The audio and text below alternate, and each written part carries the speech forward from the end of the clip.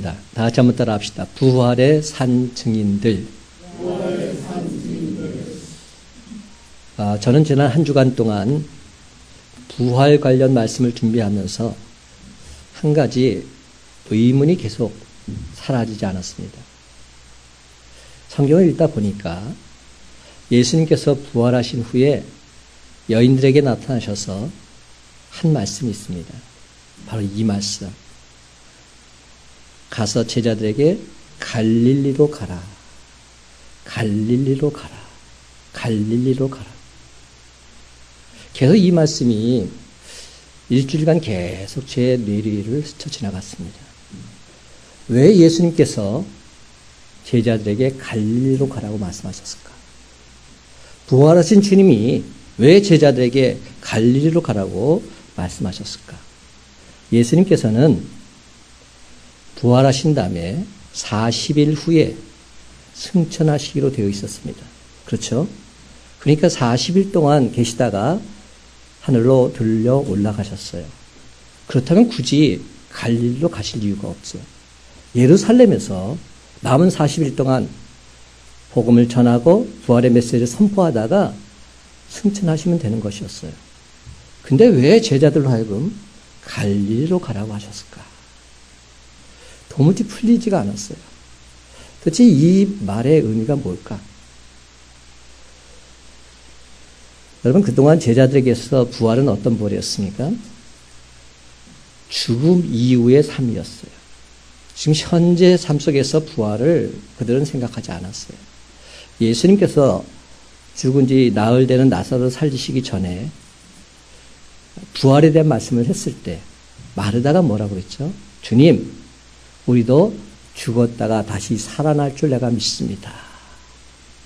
죽은 이후에 다시 사는 삶, 이것이 부활이라 생각했어요. 그래서 제자들 또한 부활은 지금 부활이라는 것이 아니라 내가 죽었다가 다시금 나도 예수님처럼 다시 살게 될 것이다. 이런 믿음 갖고 살아왔던 것이죠. 한마디로 부활은 그들에게 있어서 미래의 사건이었습니다. 지금 나하고는 상관이 없었어요. 근데 그 부활의 개념을 바꾸시기 위해서 지금 예수님께서 제자들에게 갈릴리로 가라. 이렇게 말씀하시지 않았나. 이런 생각이 든 겁니다. 무슨 의미입니까?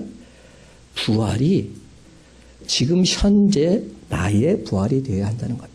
내가 죽고 나서 부활을 믿습니다. 이것이 아니라 지금 현재의 삶 속에서 날마다 부활을 체험하며 살아야 된다. 그러기 위해서 너희의 삶의 현장인 갈릴리로 가라. 이렇게 말씀하셨다 생각이 듭니다. 이 사건은 자기들의 평범한 삶 속으로 부활을 적용시키라는 의미에서 예수님께서 그렇게 말씀하신 것이죠. 예수 부활하고 내 부활이 괴리가 있어서는 안 되기 때문에 내 삶 속에서 날마다 예수 부활을 체험하면서 살아라. 이런 의미로 갈릴리로 가라. 이렇게 말씀하셨다는 생각이 들었어요. 그렇습니다. 갈릴리는 제자들의 삶과 제자들 사역의 터전이었습니다. 예루살렘은 어땠죠? 예루살렘은 단지 명절을 보낼 때만, 유월절을 보낼 때만 왔다가 사역하고 내려가셨어요. 3년 반 동안 주로 있었던 거처가 어디입니까? 바로 갈릴리 지방입니다. 주님께서 갈릴리로 가라 말씀하신 이유는 내가 있는 삶의 현장으로 가서 이 예수 부활을 전하며 살아라. 이런 의미가 아니었나 생각이 드는 것이죠. 그렇습니다, 여러분. 여기서 우리가 얻는 교훈은 바로 이겁니다. 이제 우리는 일상의 부활을 살아야 한다는 겁니다.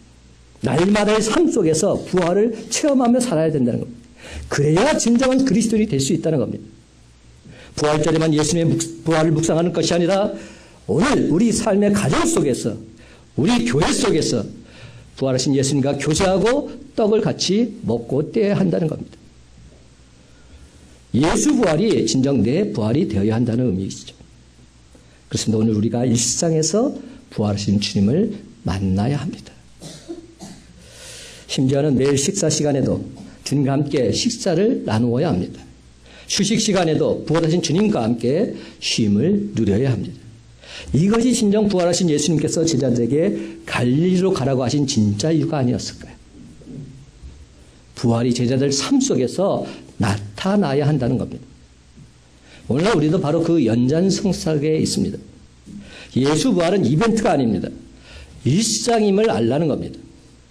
많은 사람들이 부활절에만 예수 부활하셨네 선포하지만 그 다음부터는 예수 부활은 온데간데 없습니다. 과거의 예수 부활이죠. 한 시점이 예수 부활이죠. 지금 현재 나와 전혀 상관없는 예수 부활인 겁니다. 영적인 시간들뿐만 아니라 우리가 삶을 영위해 나가는 모든 육적인 분야에까지 예수 부활은 세세에게 영향력을 끼칠 수 있어야 한다는 겁니다.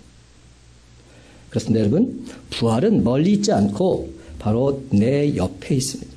내 삶 속에 있습니다. 우리를 그토록 사랑하신 예수님은 이 시간 우리의 일상 속에서 부활의 주님으로 오신 것입니다. 그 부활하신 주님께서 오늘 우리에게 그 부활의 기쁨과 감격을 우리와 함께 나누기를 원하십니다. 그러므로 오늘 주님 전에 나온 저희 모두 다 예수 부활이 내 부활이 되어서 날마다의 삶 속에서 하나님께 영광과 찬송을 돌리며 살아가시길 주님의 이름으로 간절히 축원합니다. 여러분, 오늘 본문에서도 부활하신 주님을 만난 여인들의 드라마틱한 장면이 그려지고 있어요. 부활의 산 증인들의 모습이죠.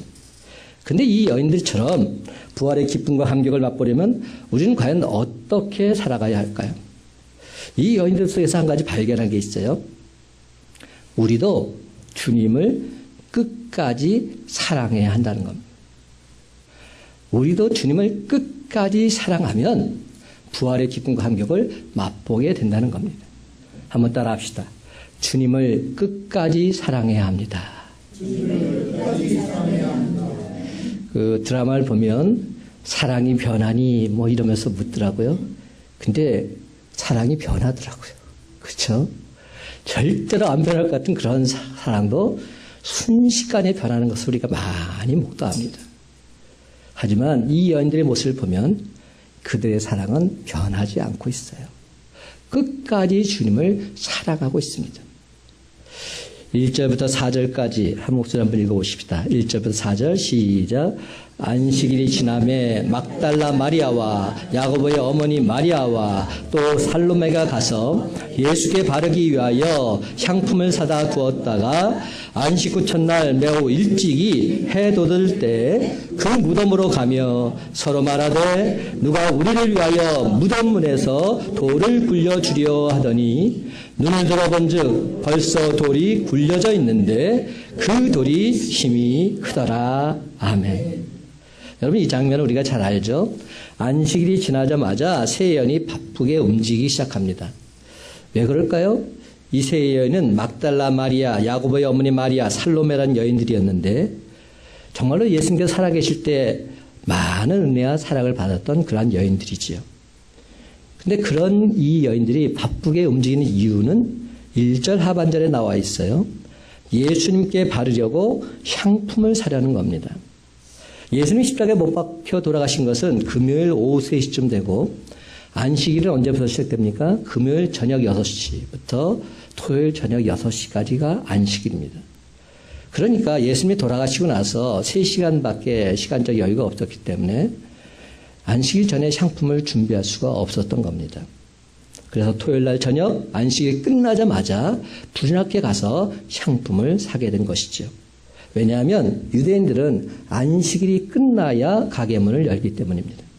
그렇게 준비하고 나니까 역시 밤이 되었습니다. 깜깜해지니 무덤에 갈 수 없었던 겁니다. 그런데 여러분, 이는 누가 시킨 것이 아닙니다. 이렇게 해야만 된다는 규정이 있는 것도 아닙니다. 그러나 돌아가신 예수님을 위해서 그렇게라도 해드리고 싶었던 겁니다. 왜입니까? 주님에 대한 사랑이 그만큼 컸기 때문이지요. 주님의 몸이 썩기 전에 예수님 몸에 최후의 봉사를 하고 싶어서 향품을 준비했던 겁니다. 대개 사람들은 아무리 열렬히 사랑해도 일단 죽으면 거의 모든 관계가 다 끝나버립니다. 하지만 이 여인들은 달랐습니다. 예수님께서 죽으셨지만 예수님을 사랑하는 마음만큼은 여전했습니다. 그래서 그 사랑의 표시로 향품을 발라드리려고 준비했던 것이지요. 그리고 날이 밝기를 기다려서 다음날 안식 후 첫날 이른 새벽에 그들은 무덤을 향해서 달려갑니다. 그런데 이렇게 가면서도 그들의 마음속에는 한 가지 부담되는 것이 있었어요. 어떤 부담일까요? 무덤 문이 큰 돌로 막아져 있었기 때문이지요. 그런데도 그들은 무덤을 향해 나갔습니다. 어찌 보면 이는 참으로 어리석은 모습입니다. 맹목적인 모습이기도 합니다. 그런데 놀라운 일이 일어난 겁니다. 4절 말씀 제가 다시 읽습니다. 눈을 들어 본즉 돌이 벌써 굴러져 있는데 그 돌이 심히 크더라. 그렇습니다. 돌이 벌써 굴러져 있는 겁니다. 가보니까 무슨 입구가 이미 열려 있는 겁니다. 그 누구도 예상하지 못했던 일이 벌어지게 된 것이죠. 그렇다면 여러분, 누가 그 돌을 옮겼을까요? 누가 옮겼을 것 같아요? 그렇죠? 성경을 보면 천사라고 나와 있어요.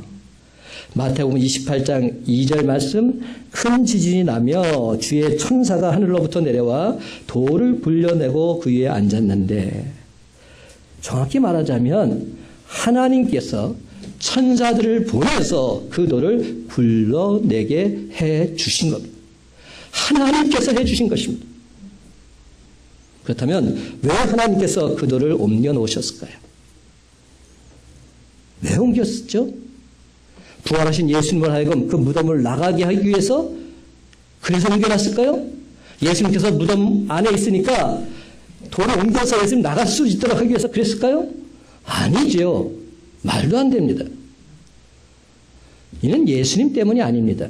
부활하신 예수님은 이런 것에 제약받는 분이 아니십니다. 요한복음 20장 19절과 26절 말씀을 제가 찾아서 있습니다.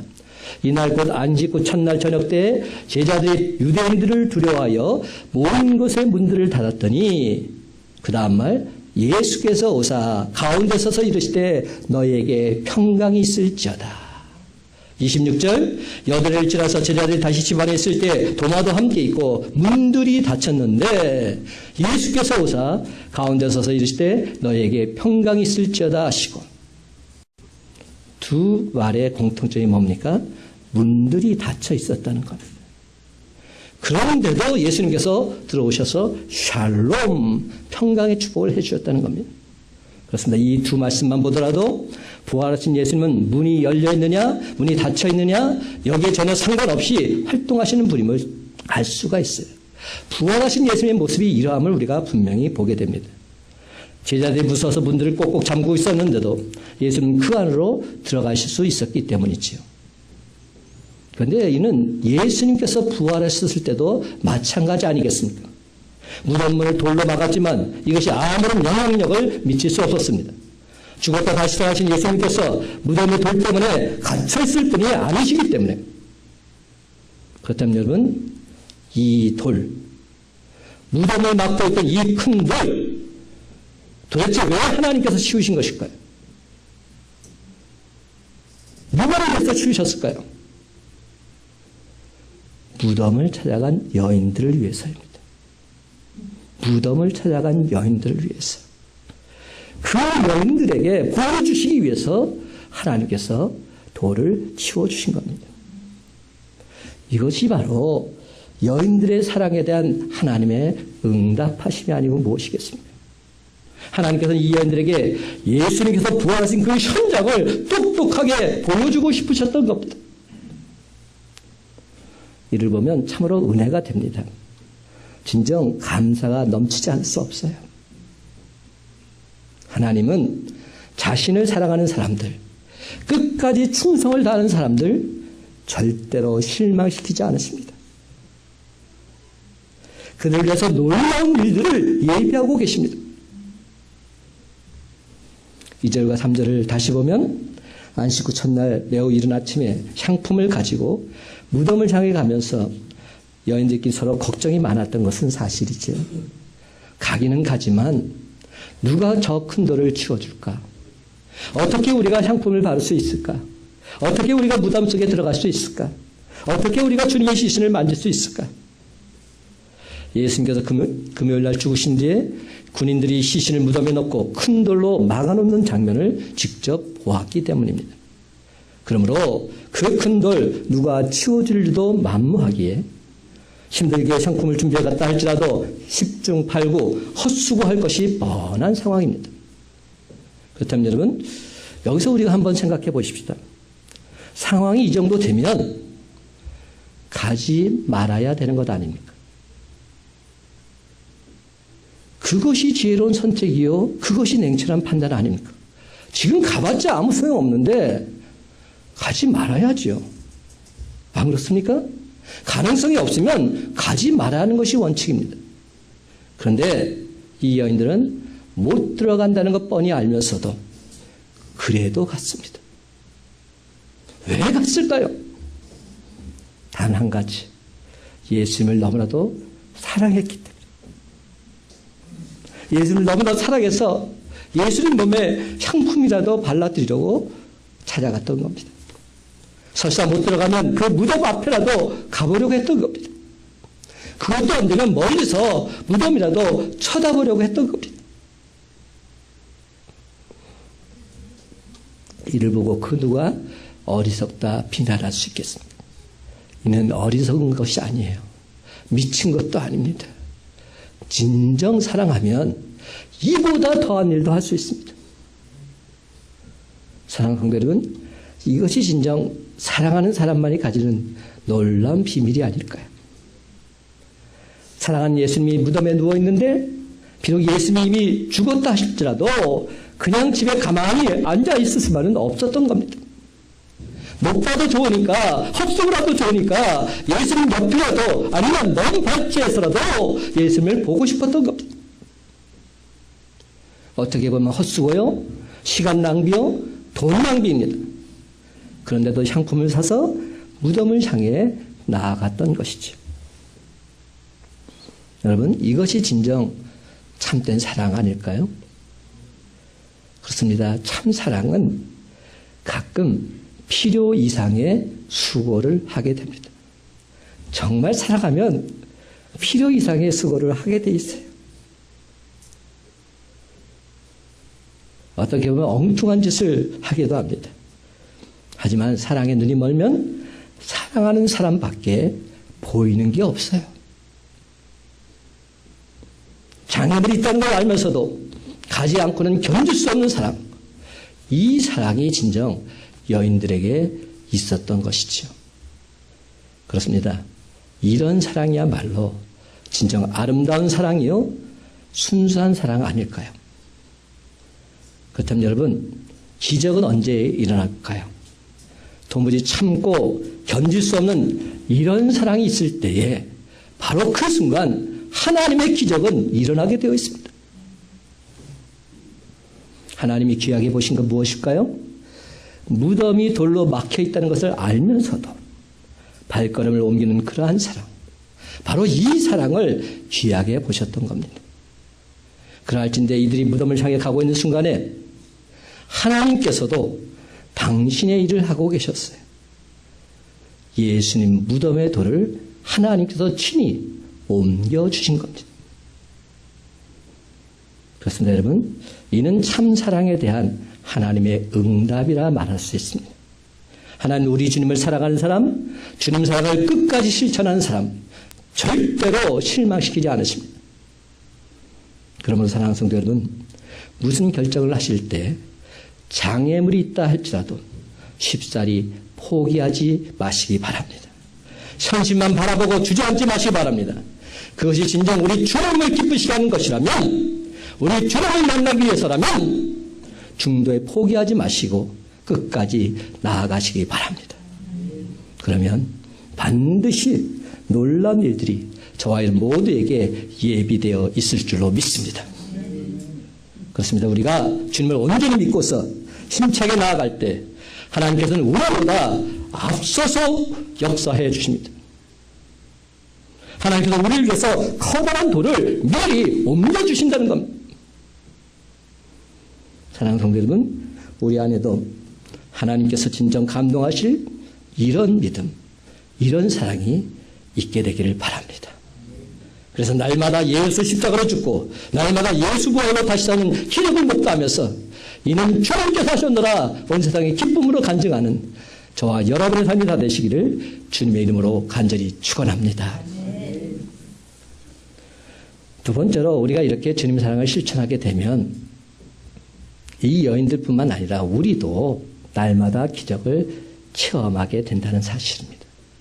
한번 따라 합시다. 날마다 기적을 체험합니다. 날마다 기적을 체험합니다. 5절부터 7절까지 다 같이 한 목소리로 있습니다. 5절에서 7절 시작. 무덤에 들어가서 흰옷을 입은 한 청년이 우편에 앉은 것을 보고 놀라매 청년이 이르되 놀라지 말라. 너희가 십자가에 못 박히신 나사렛 예수를 찾는구나. 그가 살아나셨고 여기 계시지 아니하니라. 보라 그를 두었던 곳이니라. 가서 그의 제자들과 베드로에게 이르기를 예수께서 너희보다 먼저 갈릴리로 가시나니 전에 너희에게 말씀하신 대로 너희가 거기서 배우리라 하라 하는지라. 아멘. 바로 이 7절 말씀, 이것이 계속 한 주간 동안 와닿았어요. 갈릴리로 가라.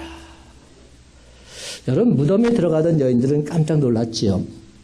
흰옷 입은 한 청년, 즉 천사가 우편에 앉아 있었기 때문에 얼마나 놀랐던지 오히려 그 천사가 이렇게 말합니다. 놀라지 말라고. 놀라지 말라고. 천사가 도리어 위로할 정도였습니다. 8절을 보면 몹시 놀라 떨며 나와 무덤에서 도망했다 이렇게 말합니다. 얼마나 놀랐으면 이랬을까요? 그렇습니다. 한동안은 너무 무서워서 아무에게 아무 말도 못할 지경이었습니다. 그렇다면 여러분, 이 여인들이 왜 이렇게 놀랐을까요? 한번 이 장면을 상상해 보십시다. 무덤 안은 어떻습니까? 깜깜하죠. 어둡고 깜깜하고 음침하죠. 그 순간 여인들이 무덤에 들어가면서 상상한 것은 무엇이었을까요? 세마포에 쌓여있는 예수님의 시신을 상상했겠죠. 무덤문이 열려 있어도 시신은 남아있겠지. 시신이 어느 한쪽에 누워있을 것이라 그렇게 생각했습니다. 그래서 조심조심 들어가는데 놀랍게도 시신이 아니라 흰옷 입은 청년이 턱하니 앉아있는 겁니다. 게다가 말까지 하는 거예요. 여러분, 이 어찌 깜짝 놀라지 않을 수 있습니까? 이게 유령인지 사람인지 꿈인지 생신지 구분이 안 갔을 겁니다. 그러니 그들은 혼비백상 도망칠 수밖에 없었지요. 여기서 퀴즈 하나. 그렇다면 그 천사가 왜 흰옷을 입고 있었을까요? 왜 흰옷을 입고 있었을까요? 저는 항상 성경을 읽을 때마다 엉뚱한 생각이 참 많아요. 뭐 어렵게 생각하지 마십시다. 무덤 속이니까 잘 보이게 하려고. 검은 옷 입고 있으면 깜깜한데 뭐가 보이지도 않잖아요. 하얀 옷 입고 있어야 딱 눈에 띄잖아요. 또 한 가지. 그렇다면 왜 천사가 왜 앉아서 기다리고 있었을까요? 여러분, 여기서 분명한 메시지 한 가지는 이겁니다. 앉거나 일어서는 것은 살아있는 자만이 할 수 있는 특권이에요. 제가 어머니, 아버지 보내드리면서 세상을 떠나면 움직이지 못하셔요. 그렇죠? 근데 살아있으면 움직여요. 그렇죠? 살아있으면. 앉는 것, 일어서는 것, 살아있는 자만이 누릴 수 있는 특권이라는 겁니다. 근데 왜 앉아서 기다리고 있었을까? 서 있는 것보다 앉아있는 게 편하잖아요. 저도 설교를 이렇게 하다 보면 좀 앉아서 하고 싶다 이럴 때가 있어요. 어떤 때는 피곤할 때는. 이게 설교하면서 한 3, 40분 이렇게 설교를 하다 보면 야, 힘들다 이럴 때가 있어요. 사람이란 육체적인 힘들고 어려운 데도 있으면 앉아서 하는 게 편하잖아요. 근데 여기까지는 그냥 웃으라고 제가 한 얘기입니다. 근데 왜 갑자기 천사가 등장할까? 요거는 중요한 겁니다. 다른 것은 몰라도 이 사실만큼은 분명하게 알 수 있어야 합니다. 왜 천사가 나타나서 예수 부활을 전해주려고 했을까? 이것은 사람의 일이 아니라 하나님의 일이다. 하나님께서 하신 것이다. 하늘의 뜻이다 하는 것을 분명하게 알려주시려고 천사가 나타난 겁니다. 6절 보면 그가 살아나셨고 여기 계시지 아니하니라. 보라 그를 두었던 곳을 보라 말씀합니다. 죽으신 예수님께서 살아나셨다는 겁니다. 말로만 살아났다 말하지 않고 구체적으로 보여주고 있습니다. 보라 그를 두었던 곳이니라. 보라는 겁니다. 그리고 빈 무덤을 직접 보여주셨습니다. 여러분 그렇다고 해서 빈 무덤만이 아니지요. 나중에는 부활하신 주님 직접 만나게 되었습니다. 부활하신 주님이 찾아와서 직접 만나주시고 보여주셨습니다. 혹시라도 사람들이 다른 곳에 지어놓고 살아났다 거짓말을 한다고 할까봐 빈 무덤과 함께 직접 몸으로 보여주신 것입니다. 사랑하는 성도 여러분, 기독교 신앙은 이론이 아닙니다. 논리가 아닙니다. 실제요 구체적인 증거가 있습니다. 보지 않고 말하는 것하고 보고 말하는 것하고 엄청난 차이가 있습니다. 천황지 차이입니다. 그렇습니다. 여러분, 부활하신 주님을 만나본 사람하고 부활하신 주님을 만나보지 못한 사람하고 전혀 차원이 다릅니다. 바울이 부활하신 예수님에 대해서 듣기만 했을 때는 예수를 못 믿었어요. 믿을 수가 없었어요. 예수 믿는 사람들 다 미친 사람들이다 이렇게 생각했습니다. 그래서 박해자가 되고 믿는 사람들 잡아 오게 가두고 예수님이 하나님이라는 사실 인정하고 들지 않았습니다. 그러나 다메섹으로 가는 도중 바울은 부활하신 예수님을 직접 만났습니다. 이렇게 주님을 만나고 나니까 완전히 180도 그의 삶이 달라지게 된 겁니다. 자기가 그렇게 싫어하던 예수 그리스도의 증인이 된 겁니다. 박해자가 변해서 전도자가 된 겁니다. 마찬가지입니다. 우리가 신앙생활을 제대로 하려면 부활하신 주님을 만나야 합니다. 부활하신 주님을 체험해야 합니다. 사랑하는 성도 여러분, 오늘 시간 사도 바울처럼 부활하신 주님을 온전히 체험하는 저와 여러분이 되시기를 간절히 소망합니다. 여러분, 들은 것 가지고서는 아무것도 할 수 없습니다. 보아야 합니다. 만나야 합니다. 그래야 전할 수 있습니다. 왜 여인들에게 가서 전하라 했습니까? 너희들이 지금 본 것을 그대로 전하라고. 보았기 때문입니다. 그렇습니다. 부활하신 주님을 본 사람만이 전할 수 있습니다. 7절 말씀 다시 한번 다 같이 한 목소리로 읽어보기를 원합니다. 7절 시작. 가서 그의 제자들과 베드로에게 이르기를 예수께서 너희보다 먼저 갈릴리로 가시나니 전에 너희에게 말씀하신 대로 너희가 거기서 배우리라 하라 하는지라. 아멘. 여러분 7절 말씀을 읽으면서 저는 참 굉장히 감동이 많았어요. 여기서 두 가지 표현이 특히 감동이 되는데요. 첫 번째 표현은 그의 제자들이라는 표현입니다. 그리고 두 번째 표현은 바로 뒤에 나오는 베드로에게 이르기를 이 표현입니다. 먼저 그의 제자라는 표현을 보시면 뭘 할 수 있어요? 하나님께서 여전히 그들을 제자로 인정하고 계신다는 겁니다. 지금 이 제자들이 실상 어떤 사람들입니까? 예수님을 버린 사람들입니다. 예수님이 어려울 때 도망간 사람들입니다. 제자라고 부릴 만한 가치가 전혀 없는 그런 사람들입니다. 제자는 무슨 제자입니까? 예수님이 가장 힘들고 어려울 때 다 도망간 자들. 그런데도 하나님께서는 천사를 통해서 여인들에게 이렇게 말씀하십니다. 가서 그의 제자들에게 전하라.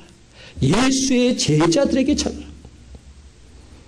이는 스승인 예수님과의 관계가 전혀 단절되지 않고 있음을 분명하게 보여주는 겁니다. 비록 실패한 사람들이지만, 비록 도망간 사람들이지만, 그런데도 불구하고 그들은 여전히 예수님의 제자인 겁니다. 예수님 당신의 제자인 겁니다. 참으로 놀랍게도 하나님 측에서 먼저 그렇게 인정해 주고 계십니다. 여러분, 스승이 제자라 불러줘야 제자가 되는 것이지, 스승은 인정도 안 하는데 혼자 제자라고 해봤자 아무런 의미가 없지 않겠습니까? 스승이 인정해줘야 그게 제자죠. 근데 참 놀랍게도 감사하게도 비록 실패한 제자들임에도 우리 주님께서는 여전히 너는 내 제자라 불러주고 계신 겁니다. 한번 범죄했다고 아예 제자 명단에서 잘라버리지 않으셨습니다. 부르신 자의 권리로 하나님의 이름으로 하나님의 은혜로 그들을 강하게 다시금 붙들어주고 계십니다.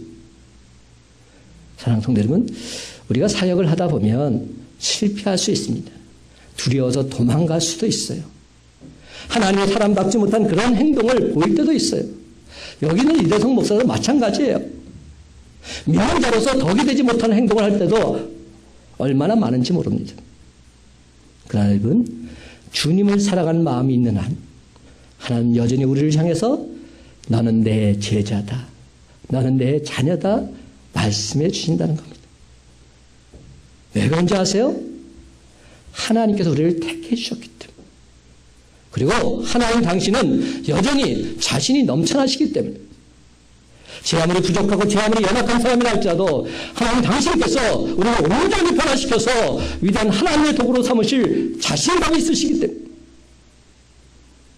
하나님께서 하시면 되는 겁니다. 또 다른 하나는 뭐죠? 그 다음 말 베드로에게 이르기를, 이 표현이에요. 이 표현은 다른 복음서에는 없는 표현입니다. 마가복음에만 나오는 표현이에요. 천사가 특별히 베드로를 콕 찍어서 가리키면서 그에게 가서 이 부활 소식을 전하라 말하고 있는 겁니다. 제자들을 언급하면서 베드로를 따로 언급한 겁니다. 그렇다면 여러분, 이때 베드로는 과연 어떤 상황이었습니까? 자신의 약속을 지키지 못한 것 때문에 엄청나게 실망했을 겁니다. 양심의 가책과 후회로 인해서 괴로운 시간을 보내고 있었을 겁니다. 자신이 너무나도 믿고 초라해 보여서 다른 제자들 별 면목조차 없었을 겁니다. 그 누구도 만나고 싶지 않고 고개 들고 다닐 수도 없는 그러한 상황이 바로 베드로의 상황이었을 겁니다. 그러기에 더더욱 지금 가장 회복이 필요한 사람이 베드로인 것이죠. 그 누구보다도 그 상처를 치유받아야 될 사람이 베드로였습니다. 근데 천사가 베드로라는 이름을 콕 집어서 가서 이 소식을 베드로에게 알려줘라, 이렇게 말하고 있는 겁니다. 그렇다면 여러분, 이는 무엇을 말해주고 있습니까? 예수님께서는 베드로가 행한 일 전혀 괘씸하게 생각하고 있지 않으시다는 겁니다. 오히려 그런 베드로, 우리 주님은 그 일에 있어서 다시금 나한테 오라 초청하고 계십니다. 여러분, 한번 생각해 보십시다. 베드로가 이 소식을 들었을 때 과연 어떤 기분이 들었을까요? 여인들이 와서 이렇게 말했을 것 아닙니까? 천사가 제게 신신당부했는데요, 베드로님, 베드로에게 가서 이 소식만큼은 꼭 전하라고 했어요. 이때 베드로의 기분을 느껴보시기 바랍니다. 아마 이렇게 반응하지 않았을까요? 천사가 내 이름을 말했어? 정말로? 유독 내 이름을 콕 집어서 이 소식을 내게 전하라고 말했어? 아마도 그는 그 순간 그 자리에서 벌떡 일어났어 이렇게 말하며 기쁨과 감격의 눈물을 흘렸을 겁니다. 주님이 날 진정 용서해 주시는구나. 주님이 날 다시금 받아주시는구나. 주님이 아직도 날 기억해 주고 계시는구나. 나 같은 사람을 우리 주님께서 다시금 용납해 주고 계시는구나. 그렇다면 여러분, 이 두 가지 표현에서 우리가 느낄 수 있는 것이 과연 무엇입니까? 부활하신 주님, 징계보다 회복에 더 관심이 많으시다는 겁니다. 우리 주님은 심판보다 용서에 더 관심이 많으십니다. 만약 부활하신 주님께서 그 전능하신 능력으로 우리를 심판하고자 작정하신다면 과연 그 누가 하나님 앞에서 온전히 설사가 있단 말입니까? 아무도 벌어설 수 없습니다. 근데 우리 주님 그 큰 능력을 심판하는 데 사용하지 않으십니다. 징계하는 데 사용하지 않으십니다. 용서하시고 회복시켜 주시는데 사용하십니다. 혹여 오늘 이 자리에 오신 분 중에 부활 소식을 듣기 전에 베드로처럼 심한 영적 공황 상태에 빠져 있는 분은 아니 계십니까? 자신이 너무나도 초라해 보이고 죄책감, 열등감, 부끄러움, 수치심 그 모든 것들을 내서 너무나도 사는 게 힘들고 어려운 분이 혹시 안 계십니까? 이제는 하나님께서 나를 버리셨구나 이런 생각마저 드시는 분이 혹시 안 계십니까? 사랑하는 성도 여러분, 오늘 이 시간 우리 주님은 베드로에게 말씀하셨던 것처럼 저와 이름을 따로 불러주시면서 이렇게 말씀해 주십니다. 샬롬, 아무개야, 평안하니? 너는 아직도 내 자녀란다. 내가 정말로 너를 사랑한다. 그래서 너에게 내가 다시 살아나는 부활의 기쁜 소식 너에게만 따로 전한다. 그러니 너도 이제 부활의 산성을 갖고 살아가지 않겠니? 이제 말씀을 맺습니다. 사랑하는 성도 여러분, 부활하신 주님의 말씀을 듣고서 다시금 힘차게 일어나서 부활하신 그 주님, 다시 사신 그 주님, 온 세상에 기쁨으로 전하며 살아가는 예수 부활의 산증인들이 다 되시기를 예수님의 이름으로 간절히 축원합니다.